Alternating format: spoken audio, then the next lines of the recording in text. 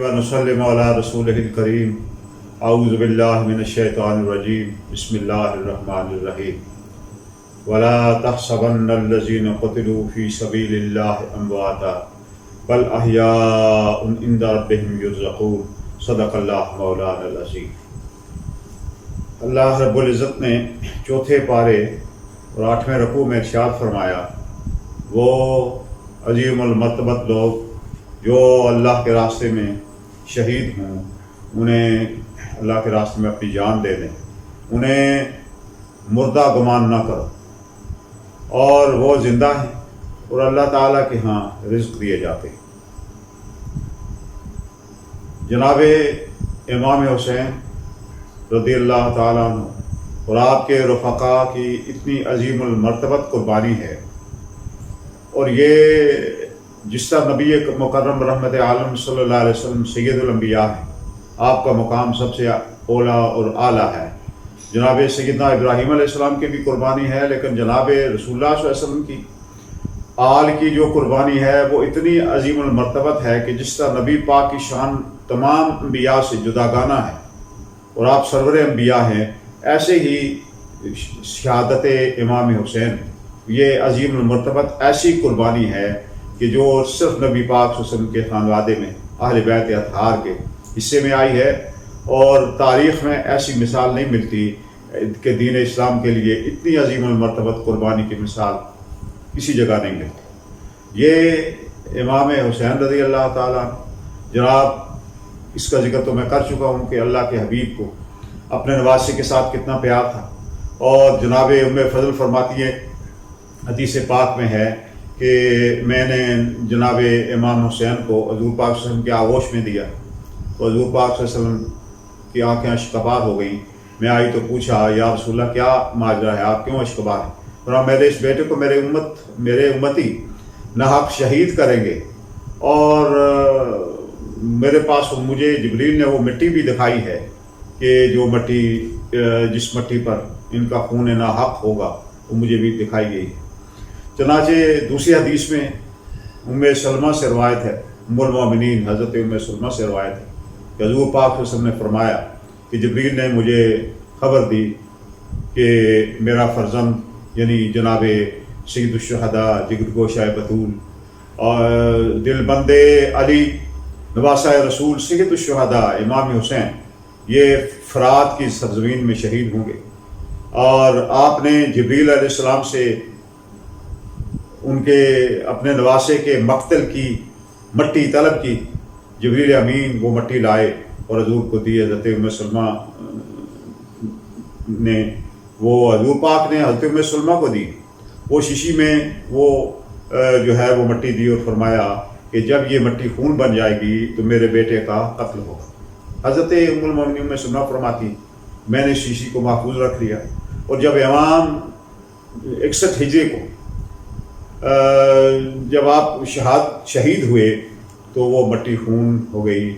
وہ وہی دن تھا، میں نے دیکھا بعد میں معلوم ہوا کہ اسی دن نبی پاک صلی اللہ علیہ وسلم کے نواسہ شہید اعظم اسی دن اللہ کے ہاں دین اسلام کے لیے اپنے اور اپنے رفقاء کے ساتھ عظیم المرتبت قربانی دے کے زندہ جاوید ہو گئے۔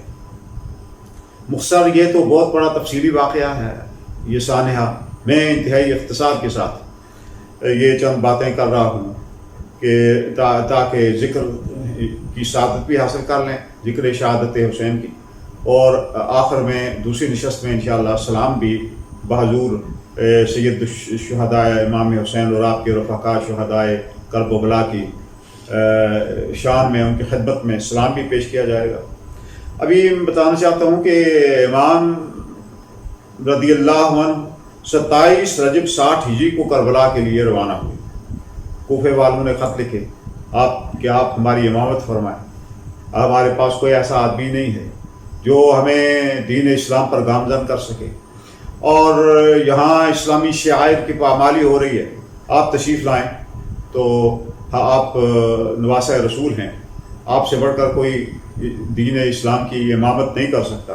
آپ نے چنانچہ اس پر امام مسلم بن عقیل کو آپ نے ان کو بھیجا، اور تاکہ وہاں کے حالات کوفے والوں کے حالات معلوم کیے جائیں۔ چونکہ بے شمار خط لکھے تھے انہیں جناب امام حسین، تو امام مسلم بن عقیل تشریف لے گئے اور کوفہ والوں نے ان کے ساتھ بڑی زیادتی کی، اور پہلے تو ان کے ہمنوا ہوئے اور بعد میں ایک ایک کر کے ان سے جدا ہوئے، اور بڑے تاریخوں میں ان کے اور ان کے بچوں کے ساتھ جو مظالم ہوئے، ان کو جو شہید کیا گیا، اس کا ذکر موجود ہے۔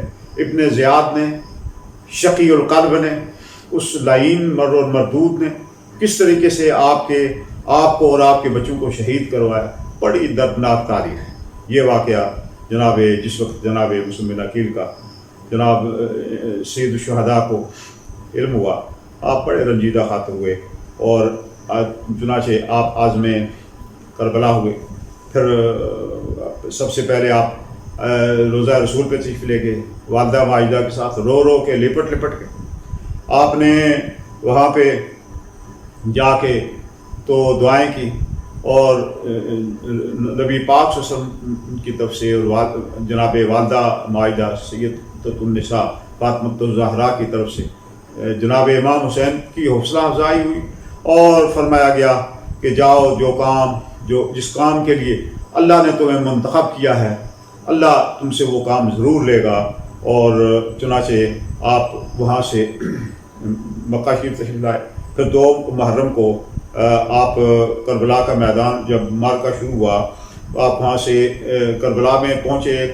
جب کربلا کا سفر آپ نے مکہ سے کیا تو ایک مقام آیا جس کو تو فرمایا کہ یہی مقام کرب و بلا ہے، یہ چونکہ اس کی نوید پہلے سے دی گئی تھی۔ سیدنا علی رضی اللہ تعالیٰ عنہ نے بھی فرمایا تھا کہ یہاں میرے بیٹے کو جو ہے ناحق خون بہا جائے گا۔ وہاں پہ آپ جو ہے لنگر انداز ہوئے، آپ نے اپنے خیمے گاڑے۔ 3 محرم کو عمر ابن سعد کربلا برپا کرنے کے لیے میدان میں آیا، اور آپ نے یزید جو ہے وہ شام میں تھا، اور دمشق میں وہ یزید بن معاویہ، وہ اس سارے حالات کو وہی کمانڈ کر رہا تھا، کیونکہ اس کا یہ مطالبہ تھا کہ امام حسین سے بیعت لی جائے، اور یہ سب اگر وہ بیعت نہ کریں تو پھر انہیں کیفر کردار تک پہنچایا جائے۔ چنانچہ جب یہ مذاکرات ہوئے 3 محرم کو، ان کے بعد 3 محرم سے لے کر 7 محرم کو، تو امام حسین رضی اللہ تعالیٰ نے 3 شرائط رکھی۔ میں کوئی اقتدار لینے کے لیے نہیں آیا ہوں، مجھے سرحد پر جانے دو، مجھے یزید کے پاس لے چلو، میں اس سے بات کرتا ہوں، مجھے واپس حجاز میں جانے دو، میں حجاز میں چلا جاؤں، اور مدینہ میں جہاں جو میرے اپنے نانا کے پاس، اپنے والدہ کی مسکن وہاں چل، لیکن وہ نہ مانے۔ اور یوں انہوں نے چونکہ ابن زیاد کی طرف سے اس کو یہ تھا ابن سعد کو کہ تم نے اگر وہ نہیں مانتے تو تم ان سے جنگ کرو، اور ان سے جو ہے یہ جنگ کر کے تو ان کی یزید کی اطاعت ان سے لو۔ یہ تو کبھی کسی صورت میں نہیں ہو سکتا تھا۔ چنانچہ 9 محرم عاشورہ کی جو رات ہے، اس نے ابن سعد نے امام کو جنگ کی وارننگ دی۔ وہ رات تھی جس رات کو تمام اہل بیت اطہار، جس میں تقریباً 91 افراد ہیں، 72 جو ہیں وہ جانثار تھے، جو 19 اہل بیت تھے، اور 72 جانثاران امام حسین تھے۔ اس طرح 91 ساری رات اللہ کا ذکر ہوتا رہا، ساری رات اللہ کی یاد ہوتی رہی، اور انجام پتہ تھا کیونکہ اب مذاکرات کی باتیں ختم ہو چکی تھیں، اور امام صاحب کی نے جو باتیں کہی تھی وہ اس کو مسترد کر دیا گیا۔ چنانچہ امام عالی مقام نے اپنے اعزاء و اقارب اہل بیت اطہار جانثاروں کو کہا کہ اب اے لوگو، اے میرے جانثاروں، اب میں سمجھ چکا ہوں کہ اب یہ ان کی تلواریں ان کے نیاموں سے میرے ناحق خون کے لیے وہ نکل چکی ہیں، اب یہ خون کا بازار گرم کریں گے، اس لیے میں تمہیں حکم دیتا ہوں، میں تمہیں کہتا ہوں کہ تم اپنے شہر دیہاتوں میں چلے جاؤ، اور میرے ساتھ میرے جو تکلیفیں اور صعوبتیں مجھ پر جو ہیں ٹوٹ پڑی ہیں اور آنے والی ہیں، تم اس میں شریک نہ ہو، لیکن کمال جائیں اور رش کریں ان جانثاروں پر جنہوں نے پروانہ وار جو ہے آپ پر نثار ہونے کا عہد کیا اور عرض کی امام حسین، ہم آپ کے لیے ہزاروں جانیں بھی ہماری ہوں تو آپ کے لیے قربان کرنے کے لیے تیار ہیں۔ اسی شب یہ ایک بڑی جو ہے ان کی طرف سے جانثاروں کی طرف سے ایک عہد تھا، ایک جانثاری کی بے مثال جو ہے ان کی طرف سے ایک ایسا جواب تھا بے مثال قربانی کا، وفاداری کا، جس کی مثال تاریخ عالم میں نہیں ملتی کہ جو دشمن سامنے ہو لیکن وہ اپنا تن من دھن امام کے لیے نشاور کرنے کے لیے تیار ہو چکے۔ چنانچہ اسی رات کو خواب میں جناب امام حسین رضی اللہ تعالیٰ نے سرکار مدینہ کو، سرکار اپنے نانا کو، سرور انبیاء خاتم النبیین حضرت محمد مصطفیٰ صلی اللہ علیہ وسلم خواب میں دیکھا اور حضور کے ساتھ ارواح مقدسہ ہیں۔ آپ فرمایا کہ اے میرے نور نظر، کل رات کا کھانا ہمارے ساتھ ہوگا اور تمہارا ہمارے ساتھ ہوگا، اور ہم تمہیں صبر کی اور اللہ کی جناب سے اجر کی میں دعا کرتا ہوں۔ اللہم آت الحسین صبر و اجرا۔ حضور نے دعا فرمائی، اللہ حسین کو اس میدان میں اس میں استقامت اور پامردی اور صبر اور ہمت اور جرأت عطا فرما اور ان کو صبر اور اجر عطا فرما۔ اب 10 مختصر میں کر رہا ہوں، آپ علماء سے اور بہت سارے جو ذکر شہادت کرنے والے علماء ہیں ان سے ذکر سنتے ہیں، میں مختصر کر رہا ہوں۔ 10 محرم کا دن تھا، 3 دن کے پیاسے اور بھوکے، 7 تاریخ کو تو پانی بند کر دیا گیا۔ یہ جان نثار جو ہے اب آمنے سامنے تھا، ابن سعد کا لشکر، یزید کا نمائندہ اور جناب امام حسین۔ اب پے در پے شہادتیں ہوئی اور ان شہادتوں میں حضرت علی اکبر جو جناب امام حسین کے صاحبزادے 18 سال کے، جن کی شبیہ رسول اللہ صلی اللہ علیہ وسلم کے ساتھ آپ کی شکل مبارک، آپ کی صورت مبارک رسول اللہ کے ساتھ ملتی تھی، ان کی قربانی ہوئی۔ رات صبح سویرے حضرت علی اکبر نے اذان دی تھی اسی ان خیموں میں، کربلا کے خیموں میں۔ پھر معصوم علی اصغر 6 مہینے کی، ان کی قربانی ہوئی۔ سبحان اللہ و بحمدہ سبحان اللہ العظیم۔ یہ عظیم المرتبت قربانیاں اپنے بیٹوں کی اپنے سامنے، جناب علی اصغر کو آپ نے گود میں اٹھایا ہوا ہے اور اشقیاء نے تیروں کی بوچھاڑ کر دی۔ جناب علی اصغر پر بھی اسی طرح ہوا، اور ان شہزادگان نے جناب علی اکبر کا تو بڑی داستان ہے کہ جناب سیدنا علی المرتضیٰ فاتح خیبر کے اس بیٹے نے کس قدر جو ہے وہ یزید کی فوجوں کو اور ان کے لشکریوں کو کس طریقے سے تہس نہس کیا، یہ ایک الگ داستان ہے۔ آپ نے امام عالی مقام اپنے بھائی، بھتیجے، بیٹے، بھانجے سب کی قربانیاں دی، اور پھر آپ نے اب آپ کی باری تھی۔ 22,000 کا 20,000 بعد لکھتے ہیں، 22,000 لکھتے ہیں، ان کا مقابلہ 91 افراد سے تھا، 91 جان نثاران امام حسین کے ساتھ تھا۔ اب جناب امام عالی مقام جب سب شہید ہو گئے اور اب آپ نے ذوالفقار حیدری ہاتھ میں لی، اب چونکہ آپ سے مقابلہ تھا، اور اس سے پہلے اس عظیم المرتبت شخصیت کا حضرت عباس علمبردار جو ہیں، ان کا ذکر بھی کرنا ضروری ہے کہ جو پیاسوں کے لیے جو تشنلب تھے، ان کے لیے پانی لانے کے لیے تشریف لے کے افراد تھا، اور ان کا مشکیزہ ان کے ہاتھ سے میں تھا۔ دشمنوں نے ان پر خود پیاسے تھے لیکن انہیں پانی نہیں پیا۔ عظیم المرتبت قربانی ہے جناب سیدنا عباس کی کہ آپ نے فرمایا کہ میرے بھائی اور میرے بھتیجے اور باقی خانوادہ اگر پیاسا ہے تو میں کیسے پانی پی سکوں۔ اشقیاء نے ان کے دونوں ہاتھ قلم کیے اور پھر ان کو شہید کیا، اور وہ مشکیزہ وہ کا پانی وہاں ہی جو ہے وہ بہہ گیا۔ بات یہ ہے کہ ایک سوال یہ پیدا ہوتا ہے کہ لوگ شاید سمجھتے ہوں کہ جناب اسماعیل علیہ السلام کی ایڑی سے اگر پانی نکل سکتا ہے تو نواسہ رسول کے لیے میرا ایمان تو یہ ہے کہ دریا بھی بہہ سکتے ہیں۔ پر مجھے اختلاف، شاید نے کہا تھا، پر مجھے اختلاف ہے ان لوگوں کی بات سے، کب مانگا حسین نے پانی فرات سے۔ فرات تو آج تک بھی یہ افسوس کر رہا ہے کہ اگر امام حسین اپنی ایڑی لگا دیتے اور اللہ سے مانگتے کہ اللہ مجھے پانی یہاں عطا فرما، تو آپ کی ٹھوکر سے وہاں سے دریا چشمے کھل سکتے تھے. لیکن امتحان، آزمائش اور عظیم المرتبت قربانی کی یہ مثال جو قیامت تک زندہ و تابندہ رہے گی، یہ چونکہ امام حسین اور آپ کے رفقا حضور پاک صلی اللہ علیہ وسلم کے خاندان میں یہ کے لیے یہ ترا امتیاز تھی، اس لیے یہ صحبت، یہ تکلیف، یہ قربانی، یہ آزمائش، اس کو آپ نے خندہ پیشانی کے ساتھ قبول کیا. آپ نے ذوالفقار حیدری ہاتھ میں لی جب حملہ آور آپ پر جو ہے وار کرنے کے لیے تیار ہوئے. امامہ رسول آپ نے سر مبارک پہ باندھا، سپر حمزہ، جناب حمزہ کی جو ڈھال تھی وہ لی، اور ذوالجناح پر آپ سوار ہوئے.